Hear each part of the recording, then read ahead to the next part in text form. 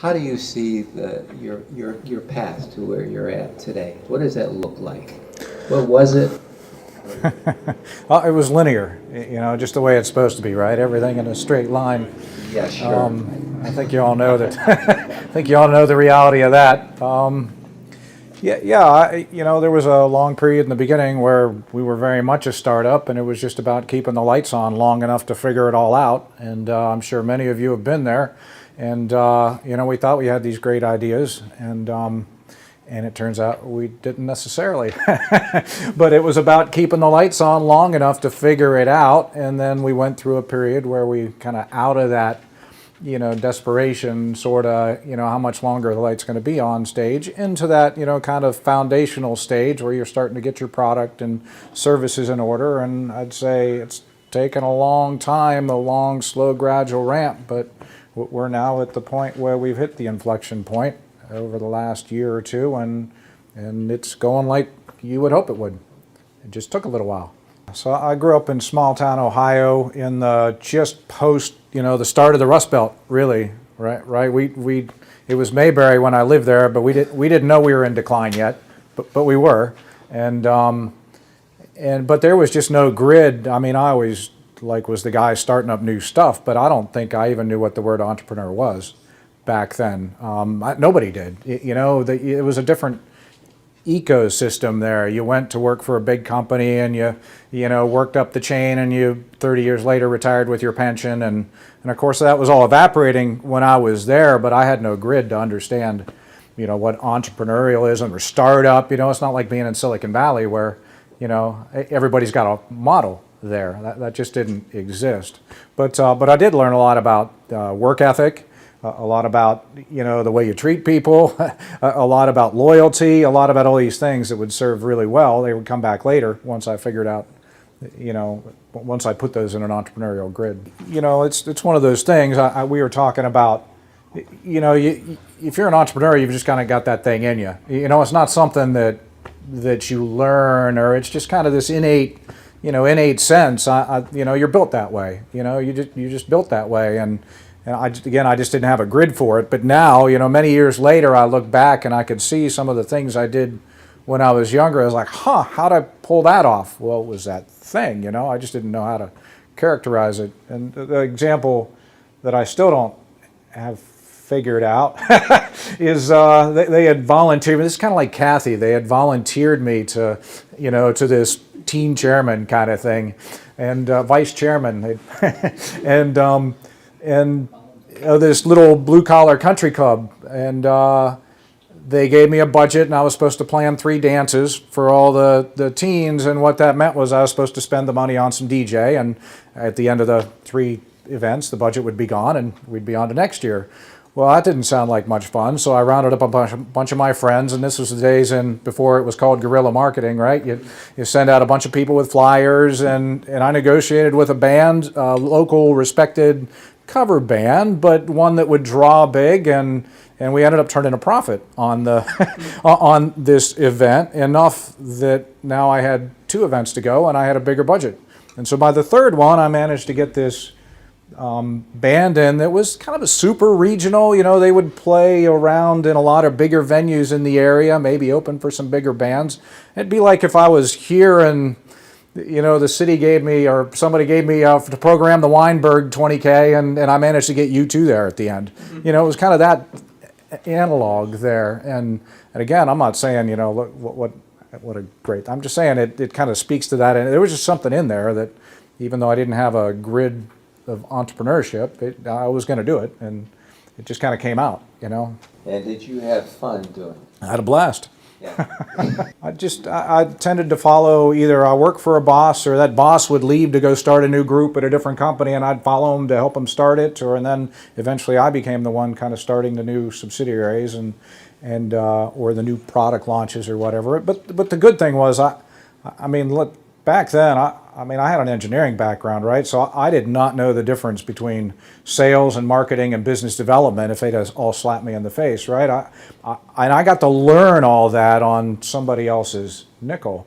I didn't know the first thing about accounting and project costing or any of that stuff, and I got to learn all that on somebody else's nickel. So you know, on one hand, I felt kind of constrained in those environments. On the other, I can look back on it and say, oh my goodness, I learned so much that I learned from somebody else paying for it, you know. Kathy might remember this story through the Strategic Growth and Advisory Board. We had one of her companies in FTSE here had come in and he was talking about his big breakthrough. And it wasn't because he was a consumer product, and it wasn't because he'd signed a distribution deal, and it wasn't because he'd gotten funding or anything like that. The big breakthrough was that his wife was actually all in, you know, and he'd been wrestling with that for a while. And you can imagine the drag on that. And it was this big breakthrough, and it was for him. And both myself and my business partner, just our wives and our families have been all in from the beginning. And I mean, that's one critical aspect. If you don't have the support of either family or friends or, you know, your little ecosystem, if they aren't all in, you're going to have trouble being all in. Yeah, we're a software plus services company. So our software is in this secure knowledge sharing space. It's a Gartner quadrants. They've gone through a lot of different names for this stuff. You might call it enterprise social software, or, you know, lots of different names. But for us, really, it's a platform that we can solve underserved business problems.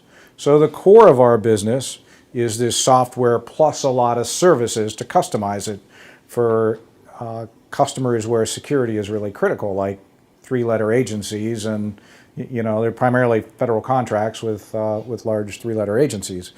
But that's also afforded us the opportunity to diagnose some business problems that we keep seeing over and over and over again, and we've been able to launch some derivative products that are very targeted at specific niches. For example, we've got one that's aimed at mid-market chief information security officers, primarily in the higher ed space due to the client compliance issues. So that it's software plus services, but with the ability to spin out additional targeted niche software apps. So you're saying that about 90% of your business is government? Yeah, most of it currently is in that federal space with our core Yakabod product. And how do you feel about having 90% of your business in the government?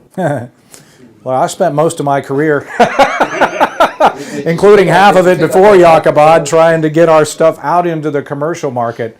And after the events of 9/11, we just kind of ended up back in this market. I never would have imagined. You know, I certainly, you know, I was doing everything I could to stay out of that market.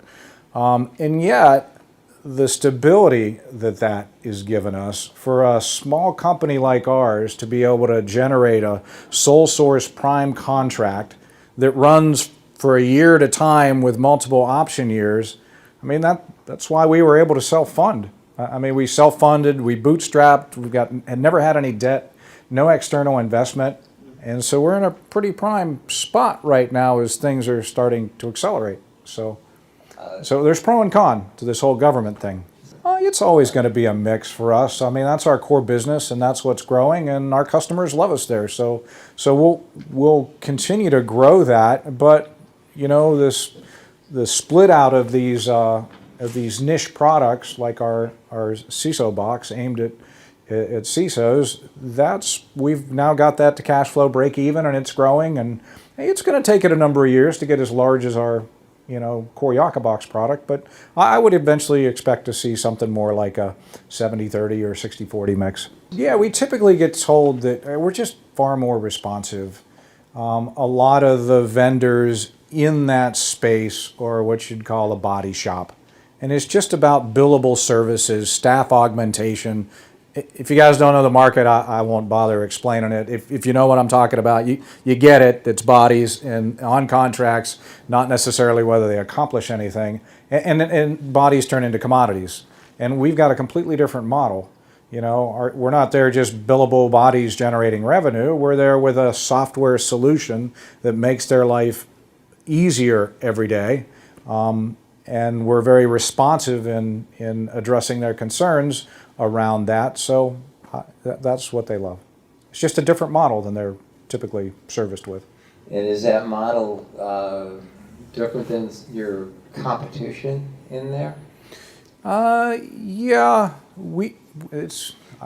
everybody has competition, but our competition doesn't tend to be another software product like ours. Our competition tends to be their desire to custom build something from scratch with a big defense systems integrator, or the inertia of doing nothing. That's what we typically run into, as opposed to another software product that we're going to go head to head with. It happens occasionally, but very rarely. So you The security requirements that it takes to do business with those agencies, the requirements on the software are so unique to that environment that an Atlassian, for example, is just going to have trouble getting in there with their software and making it work. And look, I won't claim that this was our unique idea. I think it was Jim Collins that wrote about this, and some of you are old enough to remember when Good to Great came out, and what a groundbreaking work that was, and Built to Last. I think it was actually Collins' Built to Last as opposed to Good to Great, where he talked about he found these great companies, and it wasn't that they all had the same set of core values, just the importance of having a set. You know, Disney's was different than somebody else's, but the fact that they had a set of values that they were serious about was really fundamental to them becoming an enduring great company. And, and again, I just described some of this environment that I'd come out of where companies treated people like commodities, and that didn't appeal to me as an employee. I certainly wasn't going to do that to people when I, started a company.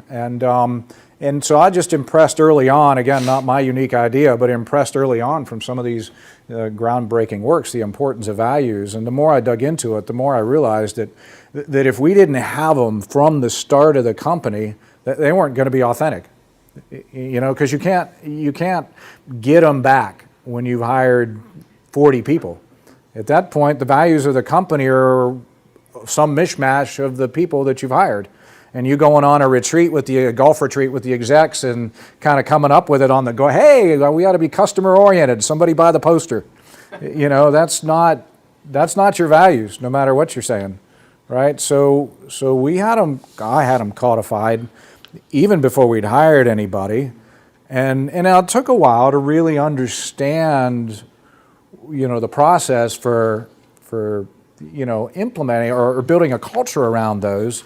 But even pretty early on, we were hiring and firing against those core values and evaluating decisions against those core values.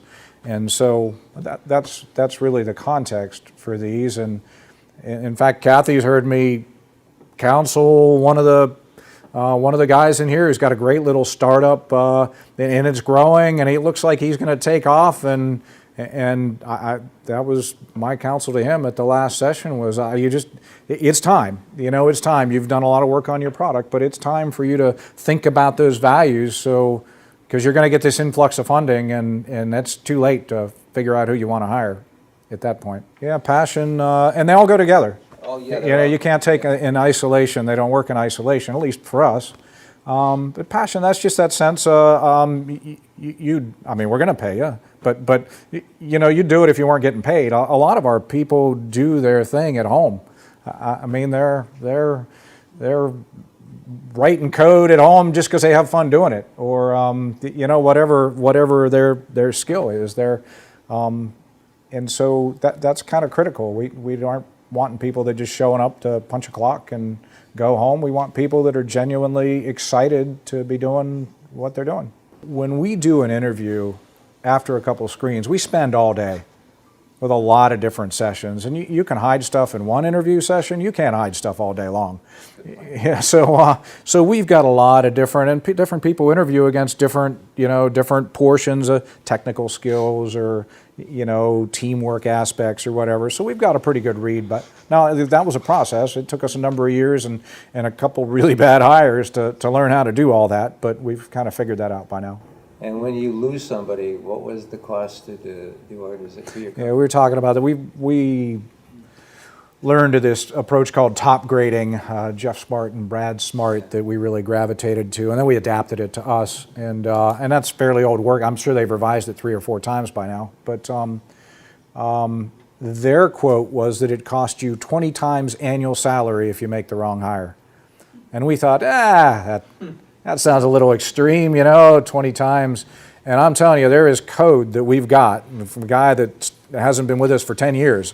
And every once in a while, we'll still find something, and somebody will say, this is that guy. We found some of his code again.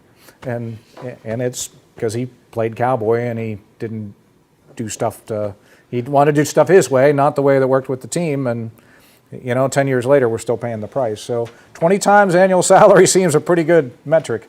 Yeah. Once we've decided, then we move pretty quick at that point. We just take a while to decide, or I should say, it's not that we take a while, we're just diligent.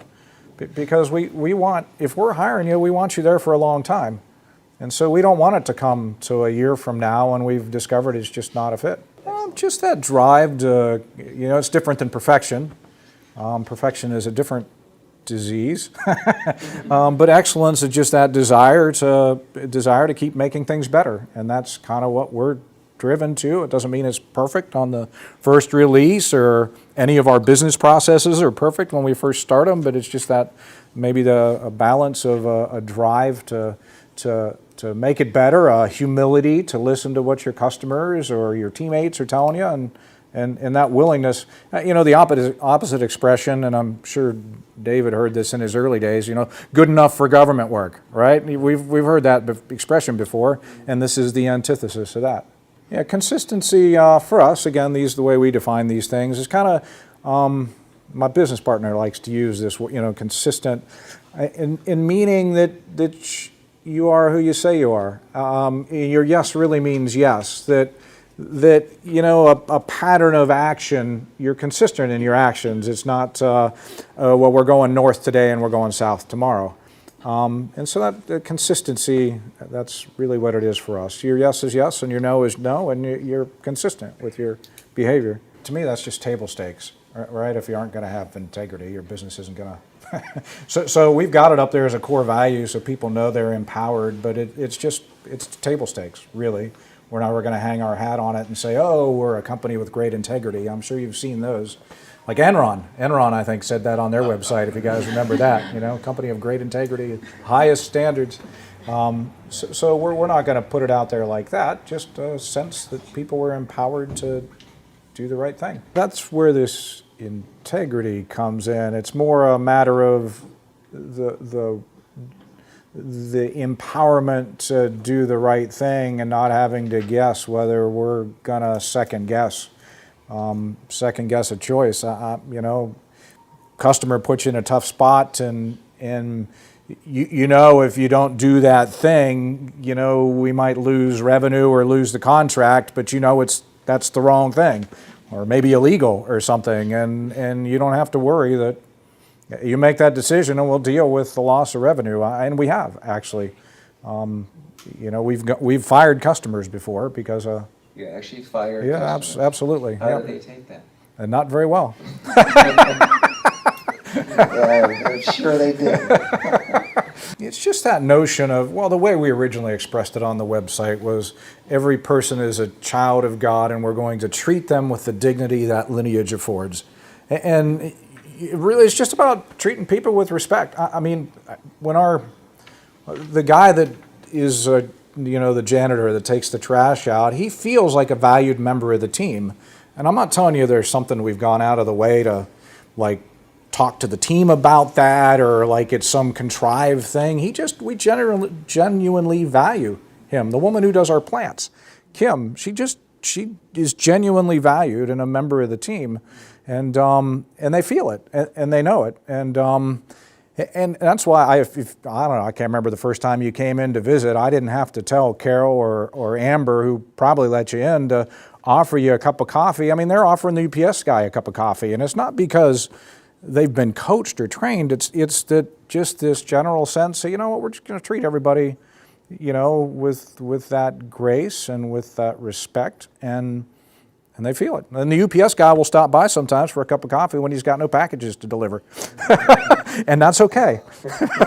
And I'm not joking. He actually comes back? He has, yeah. I think there's aspects of both to that, really. I think, that that desire to start things and those skills that, that allow you to do that and see that thing that other people don't see. I think some of that's innate, just like, that's gifting from God. You were just kind of, you've got that, or you don't.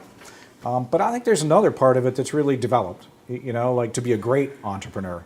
The same thing with leadership, to be a great leader, in whatever that domain is. That could be something that's more developed.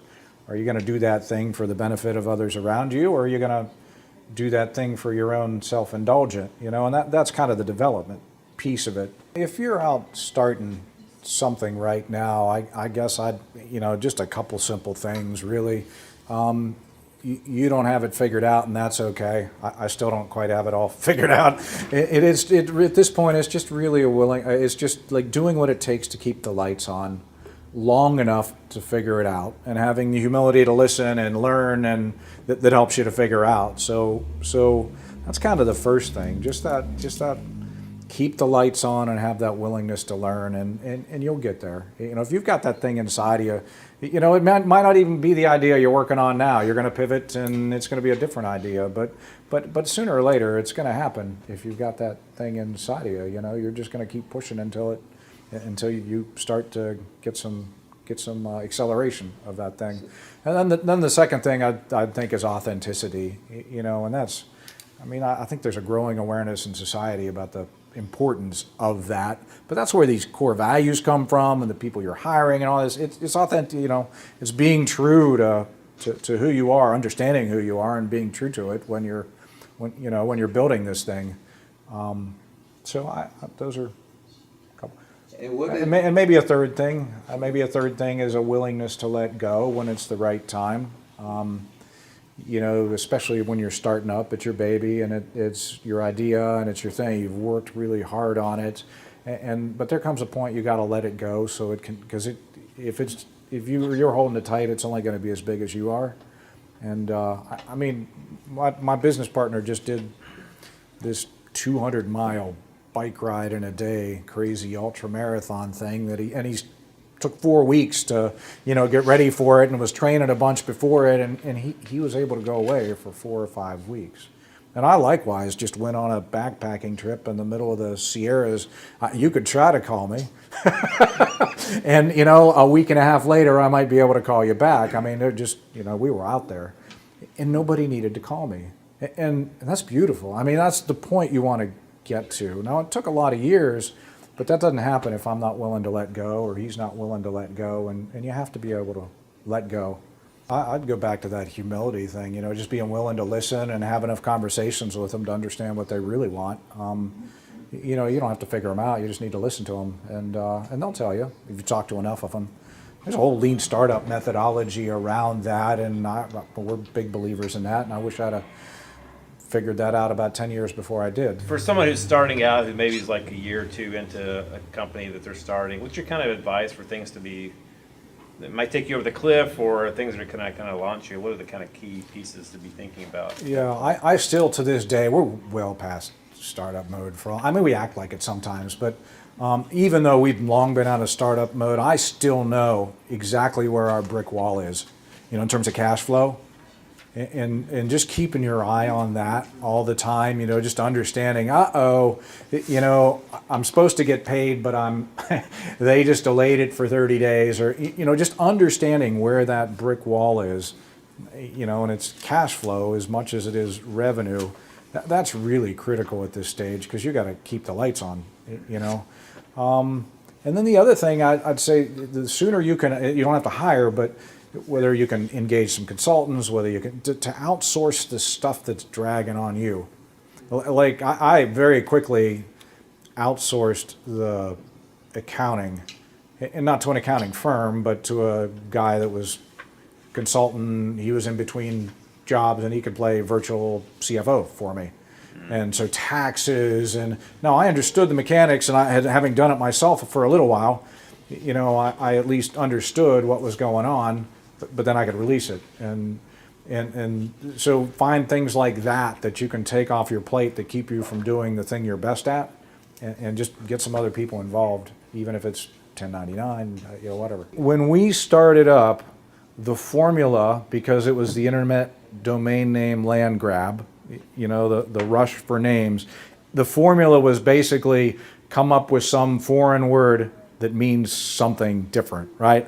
And so I vaguely remember one, I couldn't even, or Ventasso or something. It was like the Persian word for surfer dude. I mean, that's how crazy we were getting, you know. We were getting off into kind of these really crazy, oh, surfer dude, yeah, Persian, yeah.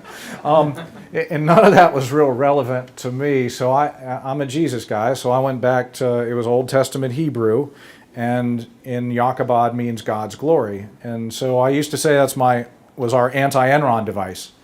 You know, it just kind of kept us thinking of something besides our own egos. I started right at the height of the dot-com boom, right? I mean, we were all going to be internet quadrillionaires, and we just needed some eyeballs, and you probably don't remember that, but there's similar things going on today, you know, where you were just going to, you know, launch a new coin, and you know, so the success isn't in achieving that, you know, 1 in a million unicorn Silicon Valley thing and having to wait 5 years for that. We took a while to get to this inflection point, but we were pretty much profitable from day one. Not day one, it probably took 6 months or whatever, and we'd had enough cash to weather that. But I would suggest we were successful. It's 6 months and 7 months and 8 months when we were profitable. Barely, you know, only marginally so, but we were generating enough cash to keep the lights on. And so I guess that's my counsel, is maybe you just got to redefine that definition of success. If you're really fired up about this entrepreneurial journey, hey, you know, don't despise the day of small beginnings, you know. I mean, you're started and you're profitable. You know, you're sustaining yourself. And if you can get there and you aren't reliant on funding and pitching and other stuff to get there, you know, you've been pretty successful. And I was just thinking about this not too long ago, that because it's been a long time, you know, we've been doing this a long time.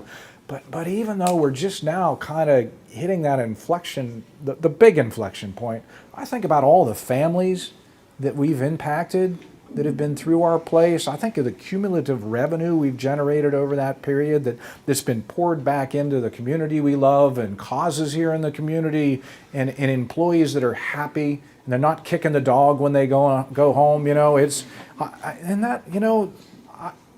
I'm feeling successful. I don't care if it never made Fast Company, you know, and it's not worthy of writing about in Fast Company. I'm feeling like that was successful.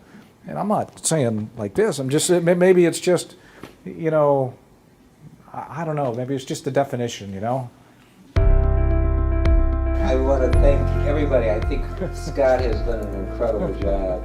Let's give him a round of applause. Yeah, thank you.